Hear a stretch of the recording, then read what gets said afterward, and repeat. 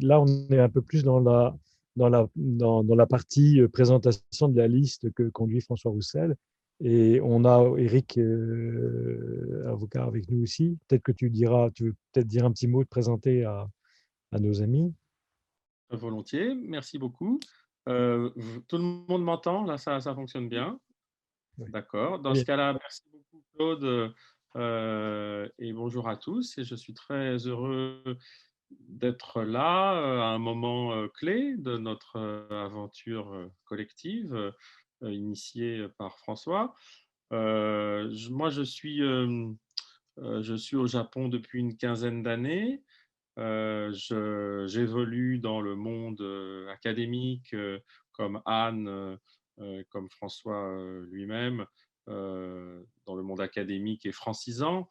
Euh, et ma présence sur la liste est aussi une illustration de cette continuité dont on a beaucoup parlé ce soir entre la sociabilité propre à une petite communauté, d'autant plus dans le Kansai, l'engagement associatif et l'engagement politique qui en est le prolongement assez naturel. Il se trouve que j'ai rencontré François dans le cadre des responsabilités que j'ai exercées mais que je n'exerce plus au sein du comité de gestion de l'APEC et du lycée de Kyoto, où j'ai passé 2 années très intenses, très riches. Et alors, paradoxalement, en fait, je me suis retiré de cette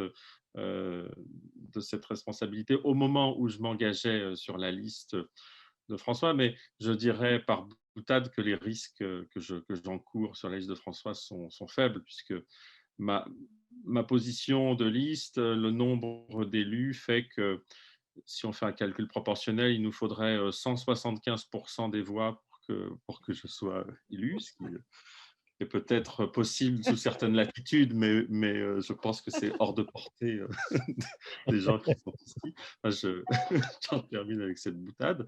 Pas Bref, non, ce que possible. je voulais dire, c'est que si je me suis retiré de mes responsabilités au lycée, bon, c'est pour des raisons familiales, parce que voilà, je suis père de famille et que c'est une tâche qui a ses servitudes. Mais le témoignage que je voudrais apporter pour éclairer mon engagement sur cette liste, c'est un peu, si vous voulez, euh, l'autre facette ou le revers peut-être moins positif de la médaille que Claude a décrit tout à l'heure. C'est-à-dire, Claude disait dans les instances qui décident de notre organisation collective à nous, Français, on découvre qu'il y a des marges de discussion, des marges de conviction, que la décision est une chose fragile. Alors justement, c'est ça. Ça a un bon côté et ça peut avoir aussi un côté un peu inquiétant. Euh, L'écosystème dans lequel nous évoluons, c'est-à-dire avec consulat, ambassade, lycée français, 2 lycées français, un réseau culturel très impressionnant, qui compte à son actif des réalisations assez admirables. Ça, je le connais de longue main parce que c'est ma première expérience du Japon, c'était en tant que coopérant. Alors, c'était une sorte de levée de rideau très antérieure à mon installation à Kyoto, mais à la fin des années 90, j'ai été coopérant au service culturel de l'ambassade de France à l'époque de l'année de la France au Japon, quand, quand le salon de l'agriculture se déplaçait en fanfare et s'installait à Big Sight, des choses comme ça. Donc, il y a tout un réseau d'institutions qui enveloppe le citoyen français au Japon, ce qui fait qu'on vit un peu au Japon.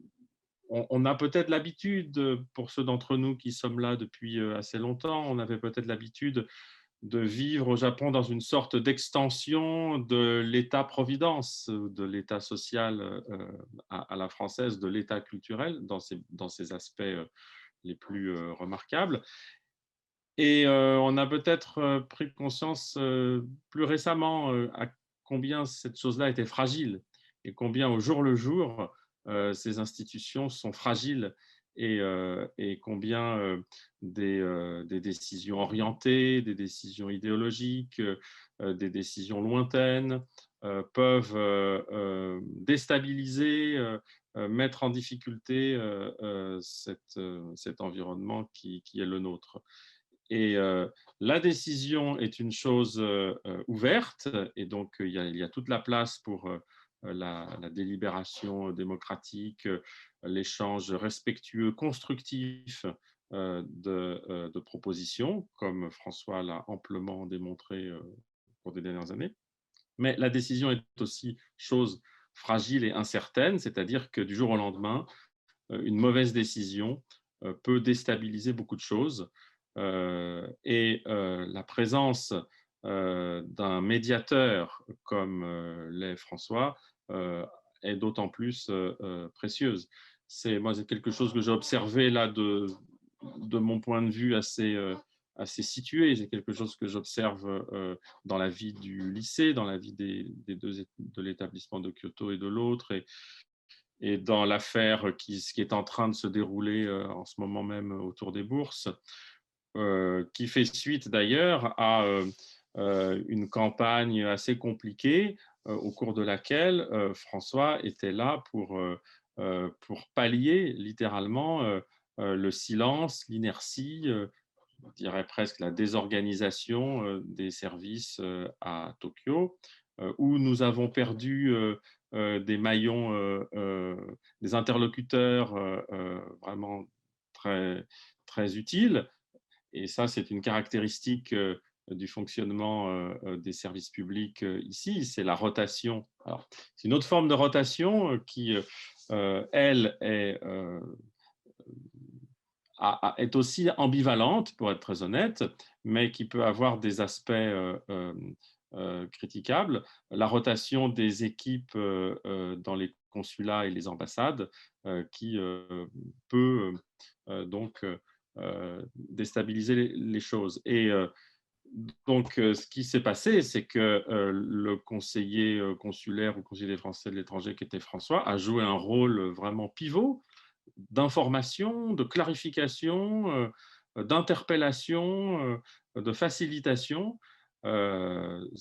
C'était vraiment très précieux, et beaucoup de gens dans ce moment stressant de la constitution des dossiers euh, ont, euh, ont été heureux de pouvoir bénéficier de la présence, de la médiation active de François. Donc, dans le cadre de mes responsabilités antérieures au lycée, puis ensuite dans mon existence de parent d'élève, j'ai pu mesurer vraiment l'importance du rôle qu'il remplit. Alors, pour être très honnête, il faut rendre hommage sur beaucoup de dossiers euh, à l'équipe soudée que les trois conseillers ont su former, transcendant leurs différences politiques. Et je suis comme Sublime, hein, j'ai beaucoup d'estime républicaine pour les deux collègues de François. Euh, mais il y a aussi une sensibilité, une culture politique propre qui fait que François est attentif à certains dossiers. Il a un regard sur certains dossiers qui est assez irremplaçable, je crois. J'en terminerai en disant aussi voilà, que j'évoquais la fragilité du milieu dans lequel nous évoluons. Et on en a eu en fait un exemple, je pense, majeur dans la période récente. Quand le service consulaire de Kyoto a disparu, tout est devenu beaucoup plus compliqué d'un seul coup et très concrètement. Et c'est ce type de décision qui est inexplicable, qui est, enfin, si, qui est explicable, mais qui répond à des logiques et à des idées qu'il faut, à mon avis, combattre. Alors qu'il ne faut pas combattre de façon tonitruante, mais qu'il faut contrer pied à pied, au jour le jour, en ralliant les citoyens autour de l'intérêt général. Donc j'en termine par une note, comme l'a fait Sublime, de politique plus générale, si j'ose dire. Moi, je ne suis membre d'aucune formation politique, et pourtant je suis extrêmement politisé. Et j'ai des convictions fermes également. Euh, Moi, j'emprunte une formule historique du début de la Troisième République en modifiant le terme. Je dirais que je suis un social-démocrate modéré, mais pas modérément social-démocrate. Voilà. Et dans cet esprit, l'union que François a su faire autour de lui, d'une part, c'est le reflet de son intelligence politique, et l'intelligence politique, ça va au-delà de la politique. C'est l'intelligence politique au sens de l'intelligence dans la cité. Et puis, d'autre part, c'est exactement ce qui me semble représenter encore un espoir au milieu d'un monde, disons, ce qui nous concerne, nous, citoyens français, qui plonge dans le marasme assez. Voilà, mais enfin, je m'en veux de terminer sur cette note un peu triste, un peu sombre, et je vous rends la parole. Donc, disons que moi, je conçois ma présence aux côtés de ceux qui seront élus, euh, comme nous menons actuellement notre campagne, c'est-à-dire comme un lieu de concertation permanent, et une sorte de petit laboratoire de l'intérêt général. C'est pour ça que nous sommes divers, que voilà, nous sommes assez complémentaires, je crois. Voilà, je vous remercie pour votre attention. Bien, moi je reprends peut-être la parole pour dire deux mots alors. Moi, il me semble que bon, la réunion portait sur euh, c'est une réunion plutôt d'information sur que sont les conseillers des Français de l'étranger, et ce que la réunion, en fait, toutes ces interventions ont permis de voir, c'est qu'il y a une dimension d'implication personnelle forte, il y a une dimension, il y a une certaine abdication. Ça demande, c'est pas un apostolat, mais ça demande beaucoup de temps et beaucoup d'énergie. Et les gens puisent ce temps, cette énergie, cette volonté dans des valeurs qui sont les leurs, qui peuvent avoir une coloration politique plus ou moins forte selon les gens, mais qu'à un moment donné, effectivement, on ne peut pas, les choses s'articulent, s'agrippent les unes aux autres, que les engagements civiques, à un moment donné, rencontrent la dimension du politique et s'expriment avec tout ce que ça implique à ce moment-là, euh, à la fois dans des formes de coopération et parfois aussi de disruption. Mais, euh, mais qu'il y a un dominateur commun à tout ça, qui est l'engagement au quotidien, dans le quotidien qui est le nôtre aussi au Japon pour nous tous, qui est le fonctionnement au mieux des possibilités qui nous sont données par notre appartenance à la France et à son système d'aide, de soutien, de, je pense au système scolaire et aux d'autres dimensions à travers lesquelles la France existe pour nous qui vivons loin d'elle aujourd'hui. Il me semble que dans cette dimension très concrète de la vie, il y avait deux questions qui avaient été posées au moment des inscriptions et auxquelles on n'a pas du tout pour le moment répondu, euh, mais qui relèvent bien aussi de ce que François décrivait comme une partie de son activité, qui est de trouver à des questions concrètes, de voir comment on peut y trouver réponse ou obtenir des réponses depuis les services administratifs de tutelle.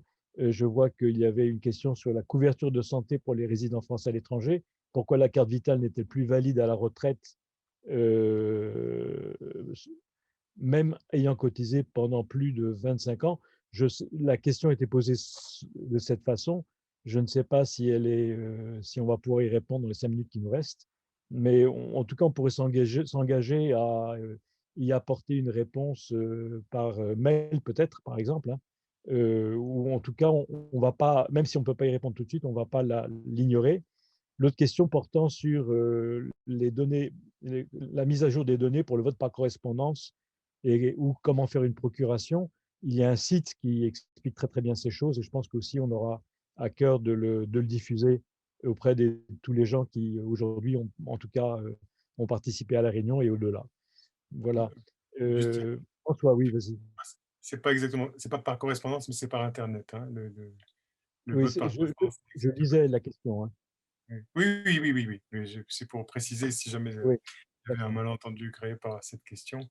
C'est ça, Oui, ouais. pour réactualiser ces données ces données de numéro de téléphone portable et d'adresse email, c'était jusqu'au 23 avril. Donc, si quelqu'un n'a pas les bonnes données téléphone portable et adresse email sur son inscription consulaire, il faudra aller à Kyoto voter à l'urne le 30 mai et on ne pourra pas profiter du vote électronique du 21 au 26 mai.